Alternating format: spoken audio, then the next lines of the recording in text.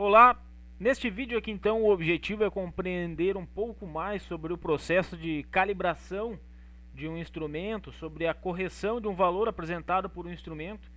Para isso nós vamos utilizar como uma ferramenta auxiliar o Excel, tá? Construir essa curva de calibração no Excel e verificar como que nós podemos obter ali o fator de correção utilizando essa ferramenta, ok? Então eu trago como exemplo aqui o multimedidor digital para medição de tensão. Ele está sendo calibrado com uma fonte de tensão variável. A fonte de tensão variável ela possui um medidor com uma exatidão e com uma incerteza menor, então consideradas boas. Então ele pode ser utilizado como referência para nós conferirmos a calibração do multimedidor digital, certo? Observe então na imagem aqui, ó, nessa do lado direito da tela já, que a fonte de tensão variável marca 12 volts, enquanto o multimedidor digital marca 12.5. Então a gente pode observar que tem uma diferença de 0,5 volts e a fonte de tensão variável é considerada como um valor mais exato, um valor com menos incerteza. Então nós precisamos empregar um fator de correção.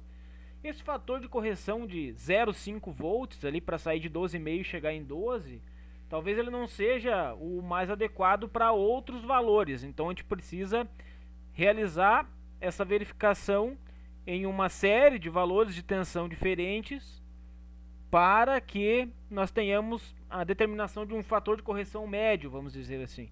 Então é isso que está posto aqui nessa tabela do lado esquerdo da tela, ó. Nós temos o valor medido com o multimedidor e o valor indicado pela fonte.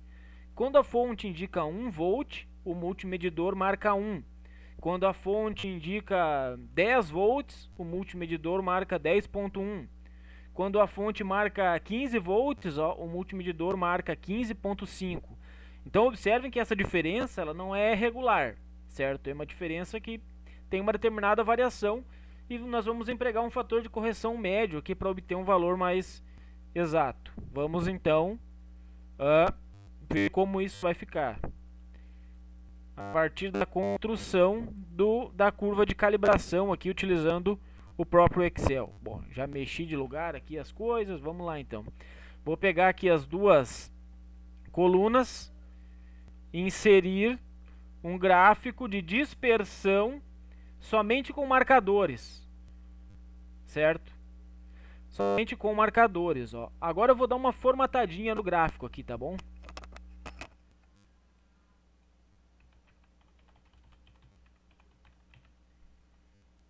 De calibração.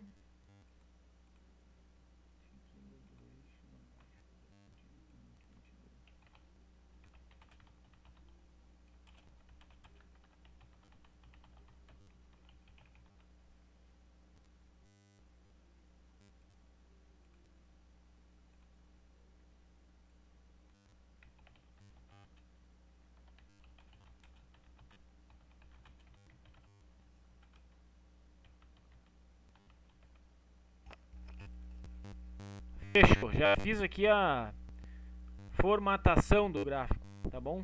Nós temos então aqui no eixo X o valor medido com o multimedidor, no eixo Y o valor que a fonte indica, e eu coloquei ele como valor corrigido, porque valor corrigido significa futuramente quando nós fizermos qualquer medição com o multimedidor, nós vamos corrigir este valor e nós vamos obter um valor corrigido, certo?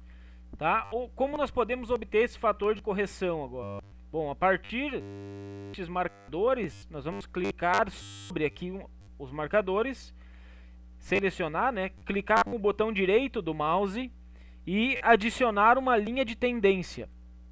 A partir do momento que nós adicionamos uma linha de tendência linear, neste caso, porque o comportamento é praticamente linear aqui do fenômeno físico, nós vamos colocar uma linha de tendência linear. A partir do momento que a gente adiciona a linha, olha que ele já desenha a linha aqui de tendência no próprio Excel. Vamos solicitar também que seja exibida a equação do gráfico, né? Então tá aqui, ele exibiu a equação da curva de tendência e também que ele exiba o valor do R quadrado no gráfico, tá bom? Selecionei esses dois itens, fechar. Então ele gerou a curva aqui de tendência, que é essa linha que ficou na cor preta aqui, e gerou a equação da curva e gerou o R quadrado. Olha que o R quadrado 0,9989. Quanto mais próximo de 1 esse R quadrado, resumindo, significa que a linha de tendência está passando mais próximo, né, sobre todos os pontos. Está passando mais... Se o R for igual a 1, significa que a linha de tendência passa exatamente sobre os pontos. Neste caso, ela está um pouquinho abaixo de 1, quer dizer que ela não passa bem em cima de todos os pontos, mas ela representa muito bem, de forma geral, a tendência desse segmento de pontos. Ok? Então, 0,9989 é um excelente valor. Ok.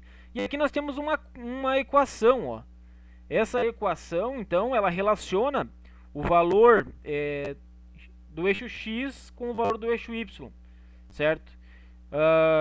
Futuramente, por exemplo, supomos que você vai fazer uma medição e o valor medido foi 12,7. Esse é o valor medido, mas não é o valor corrigido, porque nós notamos que o multimedidor tem um pouquinho de diferença do valor que seria com uma exatidão melhor. Ok, como que nós podemos corrigir este valor então, medido? Bom, a gente aplica esta equação.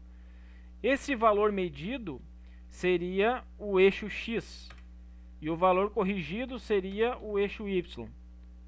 Nós vamos então empregar a equação aqui e no lugar do X aqui na equação nós vamos colocar o valor medido.